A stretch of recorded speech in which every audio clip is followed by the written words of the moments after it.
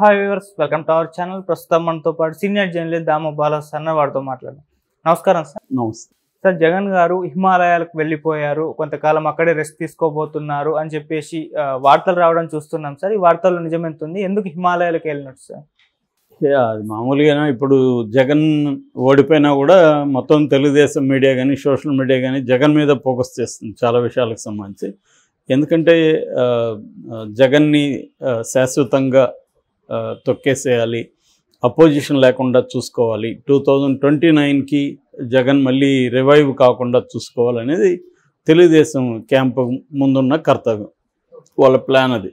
దాంట్లో ఎవరన్నా అదే చేస్తారు. జగన్ కూడా తెలుగుదేశం తొక్కేయాలని ట్రై చేశాడు, అతని వల్ల కాలేదు. అంతకుముందు కూడా 2014లో కూడా చంద్రబాబు అదే చేశాడు.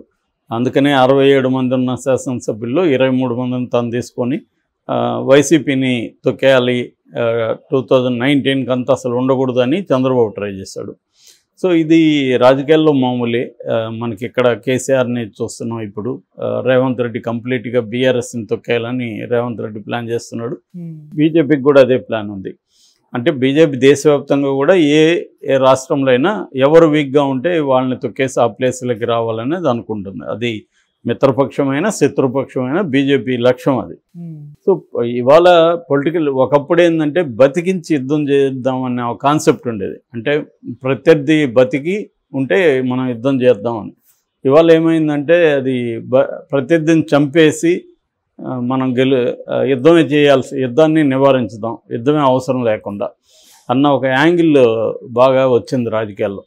అందువల్ల అందుకని అదొకటి. రెండవది ఏంటంటే ఓవరాల్గా ఇంతకుముందు పార్టీ లాయల్టీ అని ఉండదు. అంటే ఒక పార్టీకి కట్టుబడి ఏళ్ల తరబడి పనిచేసేవాళ్ళు, పార్టీకి ఒక లాయల్టీ ప్రకటించేవాళ్ళు. నేను కాంగ్రెస్ వాదిని అంటే అతను చనిపోయేవారు కాంగ్రెస్ వాదిగా ఉండదలుచుకుంటాడు. అలాంటిది ఉండేది. కొంతమంది గయారాములు అనేవాళ్ళు ఉండేవాడు. కానీ ఓవరాల్గా చూస్తే పార్టీ లాయల్టీ అనేది ఉంది. ఇవాళ పార్టీ లాయల్టీ లేదు, ఐడియాలజీ లాయల్టీ లేదు, ఏ రకమైన లాయల్టీ లేదు. ఓన్లీ పవర్ లాయల్టీ ఉంది. అధికారం అనేది తప్ప ఇంకా వేరే రకమైన రాయల్టీ ఏ పార్టీకి కూడా లేదు. చాలామంది బీజేపీకి సిద్ధాంతాలు అవి అంటారు, కానీ మీరు జాగ్రత్తగా గమనిస్తే బీజేపీకి కూడా ఏం సిద్ధాంతాలు లేవు. అధికారమే ఇంపార్టెంట్. అది హిందుత్వానైనా ఇంకొక దేశభక్తినైనా ఇంకొకటైనా తన రాజకీయాల కోసం ఉపయోగపడితే ఉపయోగించుకుంటారు తప్ప వాళ్ళకేమీ హిందుత్వం మీద సీరియస్ ఇది లేదు, దేశభక్తి మీద అంతకంటే లేదు. సో ఏది ఉపయోగపడుతుందో దాన్ని ఉపయోగించుకుంటారు. సో ఇటువంటి కాంటెక్స్లో ఇప్పుడు వైసీపీని తొక్కేయడానికి తెలుగుదేశం మల్టీఫోల్డ్ అప్రోచ్తో పనిచేస్తుంది. అంటే కేసులు పెట్టి వాళ్ళని ఇబ్బంది పెట్టడం, కొంతమంది పొగబెట్టి వాళ్ళని బయటికి వేరే పార్టీలోకి వెళ్ళేట్టుగా చేయడం, సో మిగతా జగన్ని వీళ్ళని జైలుకి పెట్టడం, అట్లాగే వైసీపీలో డైనమిక్గా యాక్టివ్గా పనిచేసిన లీడర్లని ఐడెంటిఫై చేసి వాళ్ళ మీద కేసులు పెట్టేసి వాళ్ళని ఇబ్బందులకు గురి చేయడం, జైలుకి పంపించడం, ఇబ్బందులకు గురి చేయడం. ఆల్రెడీ పిన్నెల్లిని జైల్లో పెట్టారు. వరుసగా ఇంకా జైల్లో పెట్టించే కార్యక్రమాలు స్టార్ట్ చేశారు. ప్రతిదీ కుంభకోణం అని బయలుదేరుతుంది. నెక్స్ట్ యాంగిల్ ఏంటంటే గతంలో ఇతని మీద కొంత ఈ 5 ఏళ్లలో కొంత ఇమేజ్ బిల్డప్ చేసుకున్నాడు జగన్. కొంత సెక్షన్లో అతనికి ఇమేజ్ వచ్చింది. ముఖ్యంగా ఎడ్యుకేషన్, హెల్త్, పూర్ పీపుల్కి పథకాలు ఇవ్వడం, ఇటువంటి వాటిలో అతనికి ఇమేజ్ వస్తుంది. ఆ ఇమేజ్ని కంప్లీట్గా నాశనం చేయడం, ఇమేజ్ని దెబ్బ కొట్టడం అనేది, డ్యామేజ్ చేయడం అనేది చేస్తున్నప్పుడు వ్యక్తిగతంగా కూడా అతను ఇంతకుముందు కూడా అతను వాళ్ళ నాన్నతో మాట్లాడతాడంట, గది లోపలికి వెళ్ళిపోయి ఏదో చేస్తాడంట, అతనికి మెంటల్ ప్రాబ్లమ్స్ ఉండి లండన్లో పోయి మెడికేషన్ తీసుకుంటాడు. ఇలాంటివంతా ప్రచారం చేసింది తెలుగుదేశం మీడియా. సో అదే క్రమంలో ఇప్పుడు ఏం చేస్తుందంటే రకరకాల ఊహాగానాలు, పార్టీని తీసుకెళ్ళి కాంగ్రెస్లో కలిపేస్తున్నాడు, అక్కడ బెంగళూరు ప్యాలెస్లో కూర్చున్నాడు, అక్కడ వెళ్ళి వీళ్ళోళ్ళే జగన్ సైకోని స్లోగన్స్ ఇచ్చారు. ఇలా రోజుకొకటి జగన్ మీద తీసుకొస్తుంది.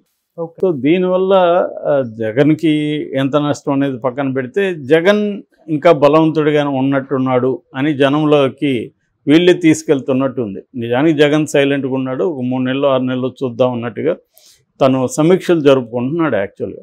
అటువంటి ఒక సమీక్షలో నిన్న మొన్న మాట్లాడుతూ తను వాళ్ళు చాలామంది మేము షాక్ అయ్యామని చెప్తే నేను కూడా షాక్ అయ్యాను. అసలు ఈ 11 సీట్లు రావడం ఏంటి, అసలు హిమాలయాలకు వెళ్ళిపోదాం అనిపించింది, అంత బాధ అయింది అని ఒక మాట అన్నాడు.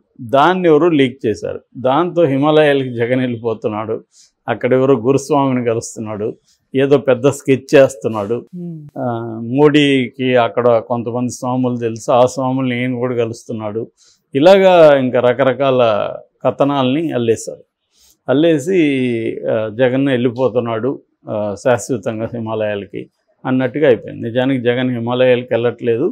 అతను ఏమన్నాడంటే ఓడిపోయినప్పుడు నాకు వైరాగ్యం వచ్చింది, హిమాలయాలకు పారిపోదాం అనిపించింది అనేది అన్నాడు. ఎందుకన్నాడంటే తనకి నమ్మకం ఉన్నింది. ఎందుకని 4-5 రకాల సర్వేలు చేశాడు, సర్వేలు అన్నింటిలో కూడా తను గెలుస్తాడనేది గ్యారంటీగా ఉన్నింది. అందుకని అతను కాన్ఫిడెంట్గా ఉన్నాడు. అందుకనే వై నాట్ 175 స్లోగన్ ఇవ్వడం వెనక కూడా ఇది ఉంది. సో అటువంటి కాన్ఫిడెంట్గా ఉన్నప్పుడు 11 సీట్స్ కనీసం 60-70 వచ్చుంటే ఇంత నిరాశ రాదు. 11 అనేది కల్లో కూడా ఊహించని ఒక ఫిగర్. దాంతో ఎవరికైనా మనకు కూడా ఇప్పుడు ఏదైనా పెద్ద పని చేస్తాము, అది ఫ్లాప్ అవ్వదనుకుంటాము, అది దారుణమైన ఫ్లాప్ అయిందనుకో మనకేమనిపిస్తుంది, బతికేంట్రా వెళ్ళిపోదాం, సన్యాసాలు కలుద్దాం ఏదో అనిపిస్తుంది, ఎవరితో చెప్తాం, అంత మాత్రం మనం వెళ్ళిపోతామని కాదు. దట్ ఈజ్ ఏంటంటే ఫస్ట్ స్టేజ్ అది. అంటే డెనియల్ అంటారు గ్రీఫ్కి. ఒక డెనియల్ అంటే మనం అంగీకరించం, ఒక ఫెయిల్యూర్ని కానీ ఒక దుఃఖాన్ని కానీ మనం అంగీకరించం, ఒక లాస్ని కానీ మనం అంగీకరించం. డిప్రెషన్లోకి వెళ్తారు మనిషి. ఫైనల్గా 4వది యాక్సెప్టెన్సీ. ఇది రియాలిటీ, ఇది ఇప్పుడు ఏం చేయాలి అనేది ఒక యాక్సెప్టెన్సీ. ఈ స్టేజెస్ ప్రతి మనిషికి కూడా ఏదో ఒక రూపంలో ఫేస్ చేస్తారు. ఒక పెద్ద లాస్ వచ్చినా, ఫెయిల్యూర్ వచ్చినా. జగన్ కూడా ఫస్ట్ ఆ స్టేజ్ అయితే ఏదవుతుందో డెనియల్, ఇది అసలు నేను ఒప్పుకోను, ఇది చంద్రబాబు ఏదో చేశాడు, లేకపోతే ఇన్ని సీట్లు రావడం ఏంటి అనే ఫేజు. దాని తర్వాత డిప్రెషను, ఎక్కడన్నా పారిపోదాం అనిపించింది, లేకపోతే ఇది. దాని తర్వాత యాంగరు, ఇవన్నీ వచ్చి ఫైనల్గా ఇప్పుడు యాక్సెప్ట్ చేస్తున్న దశలో ఉన్నాడు. సో యాక్సెప్ట్ చేసి రియలిస్టిక్గా అసలు మన వైపు నుంచి చంద్రబాబు ఏం చేశాడో పక్కన పెడితే మన వైపు నుంచి ఏం తప్పులు జరిగాయి, ప్రజలు ఎందుకు మనకి ఓట్లు వేయలేదు అనేది అతను సమీక్ష చేస్తున్నాడు. తను కొన్ని గుర్తిస్తాడు, ఇతరులు ఏమేమి అనుకుంటున్నారు, గ్రౌండ్ లెవెల్లో పార్టీ నాయకులు ఎవరెవరు ఏమేమి అనుకుంటున్నారు అనేది అతను వింటున్నాడు, చర్చిస్తున్నాడు. ఆ క్రమంలో అతను ఏమన్నా అంటే నాకు 11 చూసినప్పుడు హిమాలయాలకు వెళ్ళిపోవాలనిపించింది, తర్వాత ఓటు పర్సంటేజ్ చూసినప్పుడు దాదాపు 40% ఓట్ షేర్ ఉంది, అది చూసి నాకు ధైర్యం వచ్చింది. 40% ప్రజలు మనతో ఉన్నారంటే మనం ఈ 40% ప్రజల కోసం పనిచేయాలి ఖచ్చితంగా, వాళ్ళు మన మీద నమ్మకం పెట్టుకొని ఉన్నారు అనేది నాకు అప్పుడు అనిపించింది. సో నాకే అలా అనిపించిందంటే మీ పరిస్థితి నేను అర్థం చేసుకోగలను అని వాళ్ళకి చెప్పేదానికి ఇది చెప్పాడనమాట. సో మీరు కూడా దాని నుంచి బయటపడండి, అలాగా నేను దాని నుంచి బయటపడ్డాను, మీరు బయటపడండి, మనం మళ్ళీ పనిచేద్దాం, మనకి 40% ప్రజలు ఓట్లు వేశారు అనేది అతను ధైర్యం చెప్పడానికి ఇవన్నీ చెప్పాడు. అంటే మీరు ఒకరే కాదు, నేను కూడా ఇలా ఫీల్ అయ్యాను అని చెప్పడానికి. సో ఇది అంటే ఒకరైతే ఒంటరిగా ఫీల్ అవుతారు, అందరూ భాగం ఈ ఫెయిల్యూర్లో. సో అందరూ భాగమైనప్పుడు అందరూ కూర్చొని సమీక్షించుకోవడం, దీని ఎట్లా ఎందుకు జరిగింది ఏంటి అనేది ఫస్ట్ ఇంపార్టెంట్.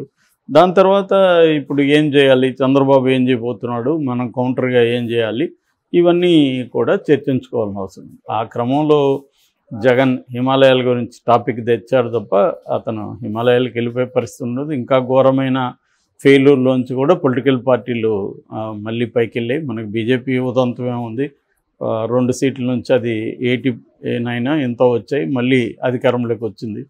అలాగే రాజకీయాల్లో కంప్లీట్గా పడిపోయిన సందర్భాలు ఉంటాయి, మళ్ళీ లేవడం కూడా ఉంటుంది. మనం అనేకసార్లు చెప్పుకున్నాం, తమిళనాడులో కరుణానిధి 11 వచ్చి మళ్ళీ ఆయన అధికారంలోకి వచ్చాడు, జయలలిత 4 సీట్లు వచ్చి మళ్ళీ అధికారంలోకి వచ్చింది.